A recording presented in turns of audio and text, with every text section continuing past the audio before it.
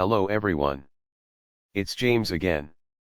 And before I start today's video, I just want to quickly say, all work in this video contains 100% original content of and by myself James Smith, otherwise known as Bgood 4000, and was uniquely created with NAWMAL software, by myself James Smith.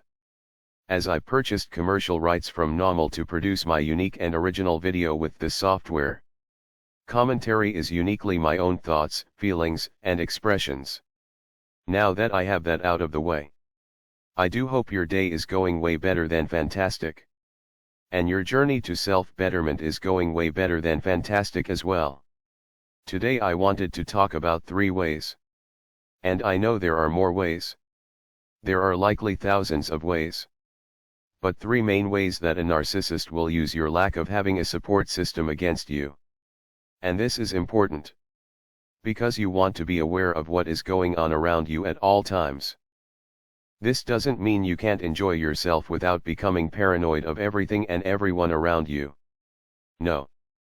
But at times when you slow things down and self-reflect upon your relationships with others, you will be able to take stock of what is really happening and if this person you are around or with really has your best interests at heart. Or if they are using you as a piece of narcissistic supply, and are emotionally abusing you. And possibly in such a way it's hard for you to put your finger on what is happening. Because narcissists love to abuse people in this manner. Because it gives them the ability to abuse you or others over a great length of time. Sometimes an entire lifetime. Because here's the thing. Even if you have an abuse survivor or victim that has escaped one terrible toxic person, if they meet someone new, and on the first day of meeting this person, they are putting you down, yelling at you and making you feel unsafe, there's a good chance even if you didn't grow up in the best of homes, you will likely have nothing further to do with this individual. And narcissists know this fact as well. So they have to get you hooked in some way. And they usually do this by treating you extremely well. Maybe even doing nice favors for you. Helping you out with certain things in your life you might need help with. I mean, they are seeming to be the best friend. Or the best person you've dated. And it's weird. It seems shortly after around this time, after we verbalize this fact to ourselves, is when they hit us with a mean put down or a cold. We are no longer their favorite treatment. Or they will pick an argument with us for no reason at all. Think back to a conversation you might have had with yourself. And I want to stop for a moment and say, many of us have the tools to slow things down. But we just don't know how to use these tools. And one of these tools are self-reflection. This is what makes us nowhere near what a narcissist is. We can reflect upon our mistakes and we can reflect upon our joys. Narcissists don't do that. They savor others' pain. They relish others' pain. They can't reflect upon true things that could help them change and better themselves as a person. Or they don't reflect upon a situation and feel true joy and happiness over these situations. But we do. And it's so common if you've got a new friend. Or you're dating someone new. And things have been going pretty well for a while. You might on your drive back home after spending time with them, think about and even speak aloud to yourself how well things are going and how this person seems to be a genuine friend. Finally someone is being kind to us and doesn't seem to have an angle or bad motive against us. Then a week, or a month or 2 or 3 later, we are spending time with this person. Our guard is down. And they hurl an insult our way.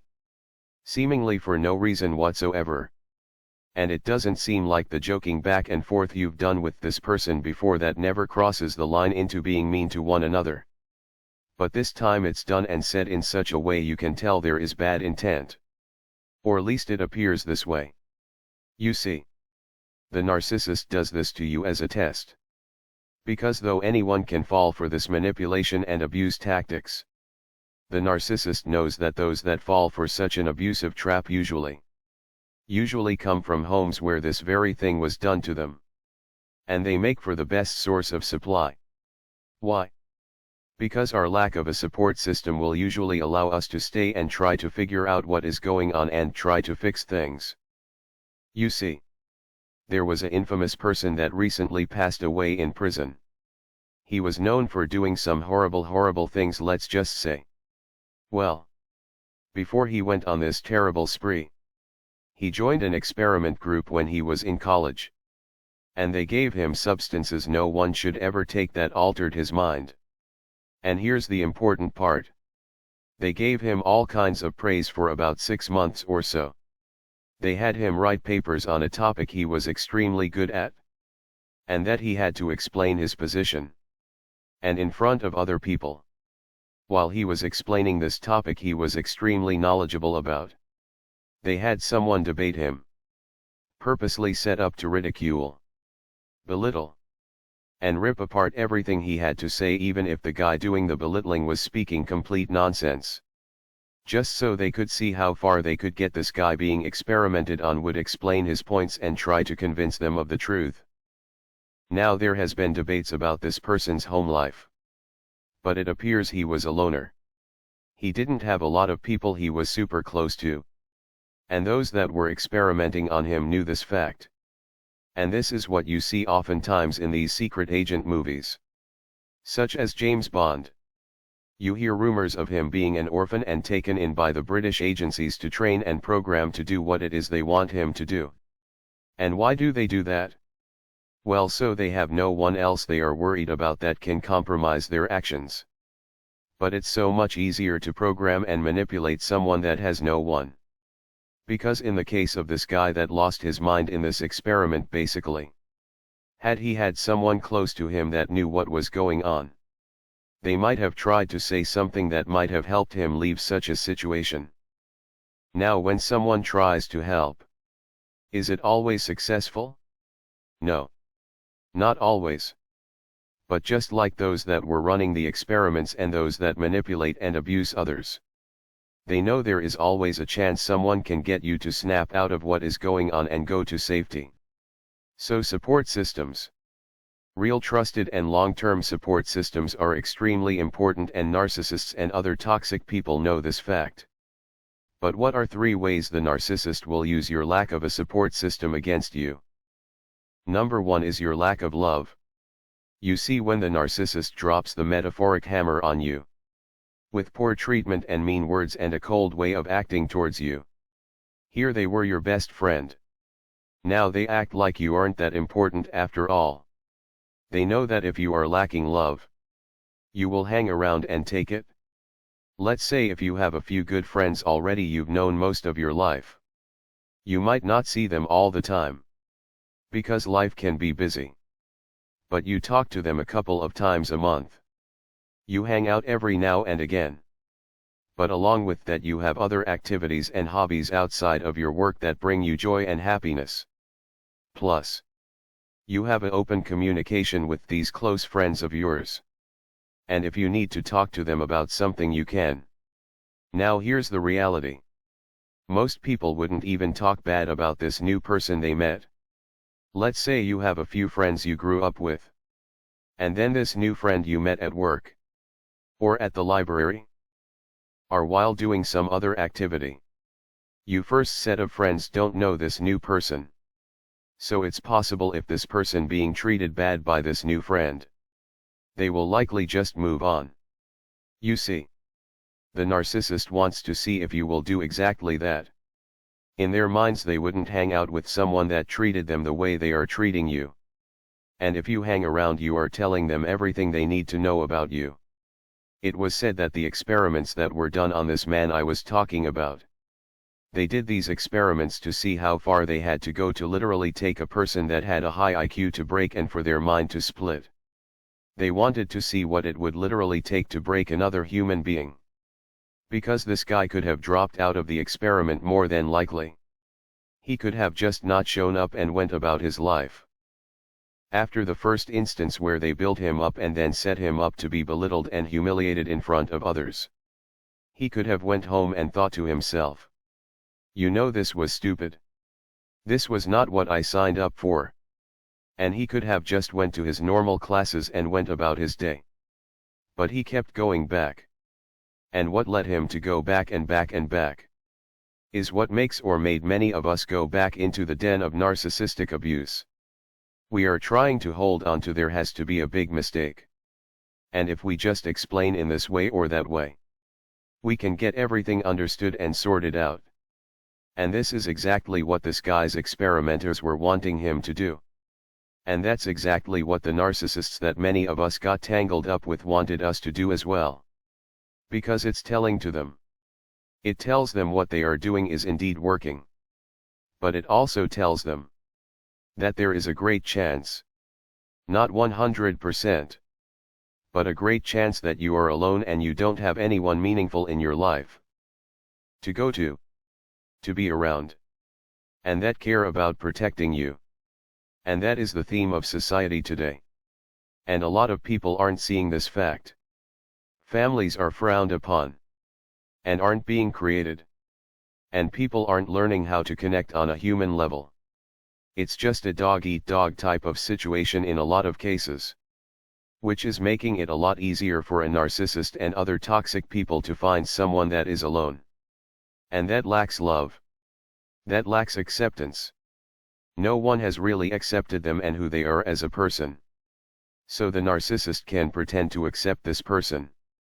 To pretend to understand this person. And then once they have them hooked, hit them with an insult. Or try to prove them wrong about everything they say. And watch them work overtime trying to prove their points without walking away.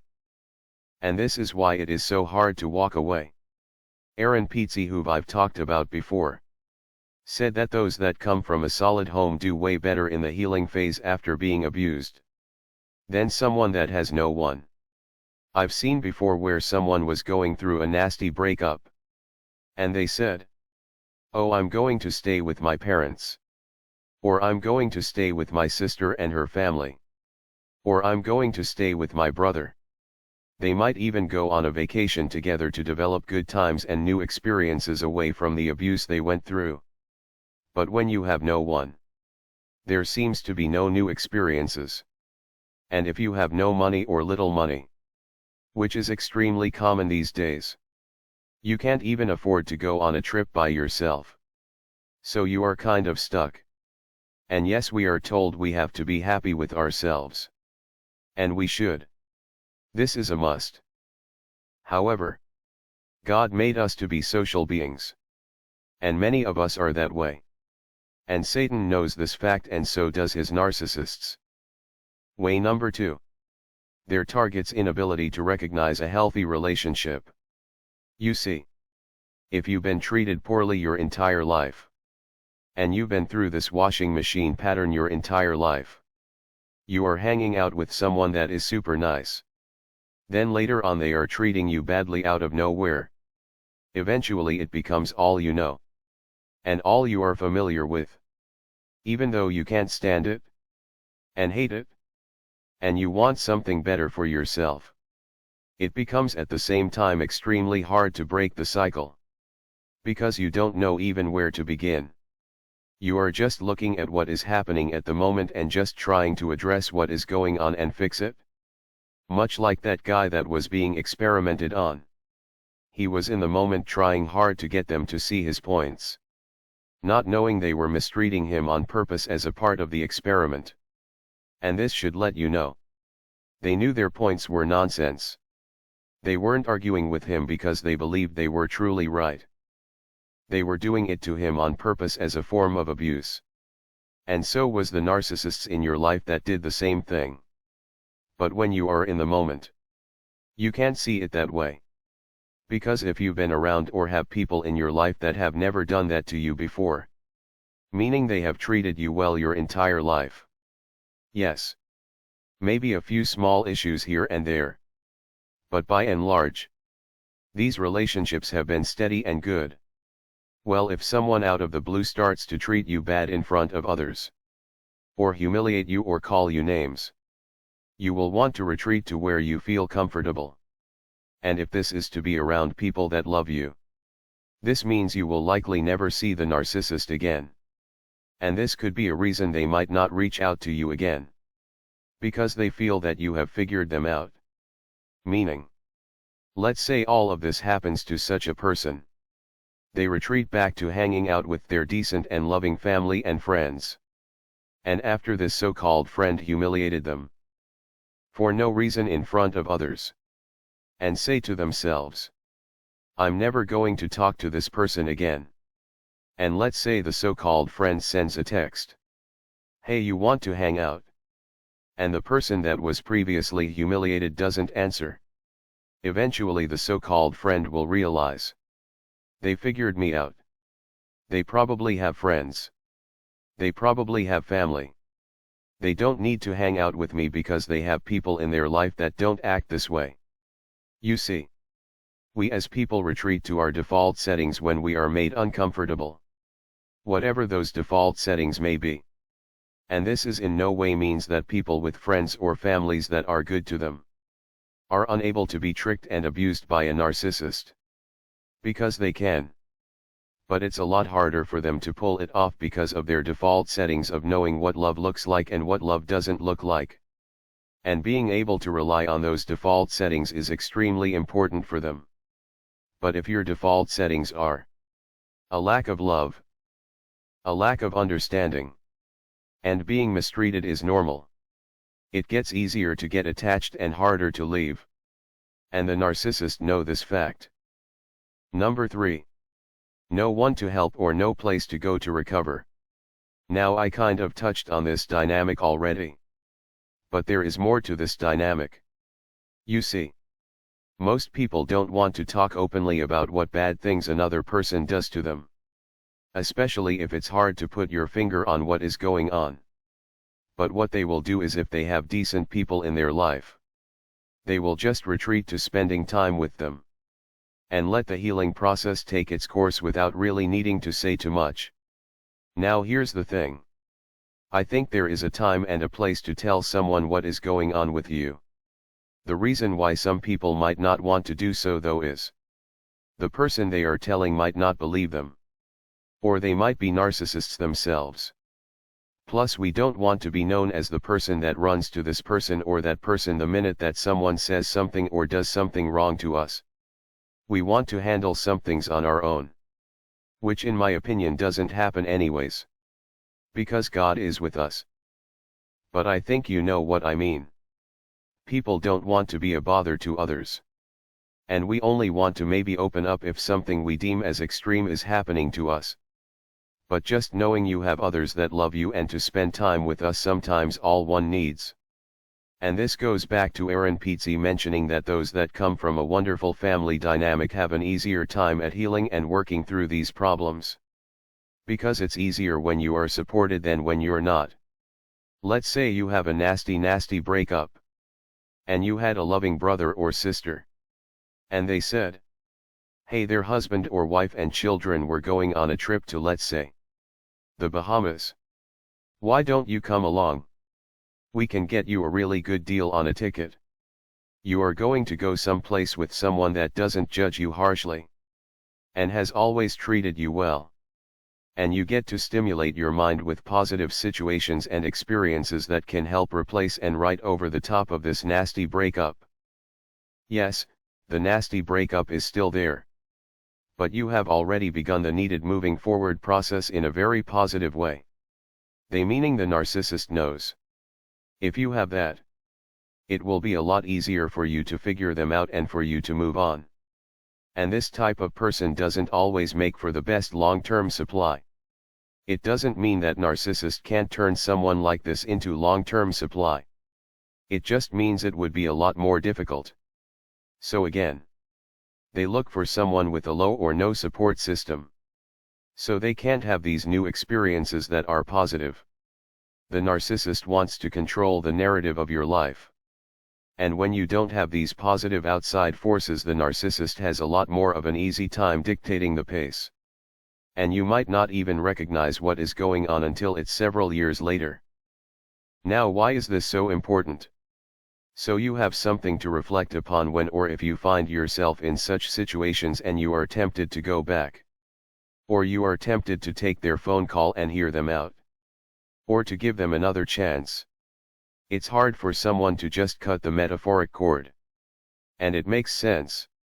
When this is the only person that has shown you what you deem to be love. It feels like the worst pain out there that you will never see this person again.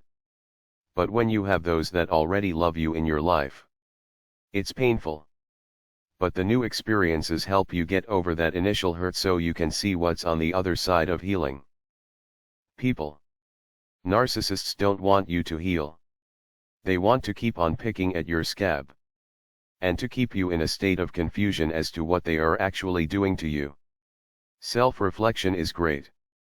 But we need to use this tool to help ourselves walk away if we can. And this is why I say, try to develop a full life if you can. If you can get around people and do activities that might just be acquaintances. If you go places where people are smiling at you and are seemingly happy to see you week in and week out. That builds a great feeling in oneself. And if someone treats you like you're a dummy and they aren't happy to see you, you at least have a place to retreat to. And if they come calling, you might be too busy with positive activities and around positive people. Even if they aren't your best friends. And the narcissist might realize this fact and they will move on to finding another target. But what do you think about this topic? Did you have anything to add? I would like to know. And I thank you all for your kindness, love and support. And for those of you that can and would like to support this channel further, there is a Patreon link below. And if you are unable to do so, I completely understand. Just you being here is enough and appreciated. With that said, I do hope your day is blessed. And until next time, bye for now. And be good to yourself.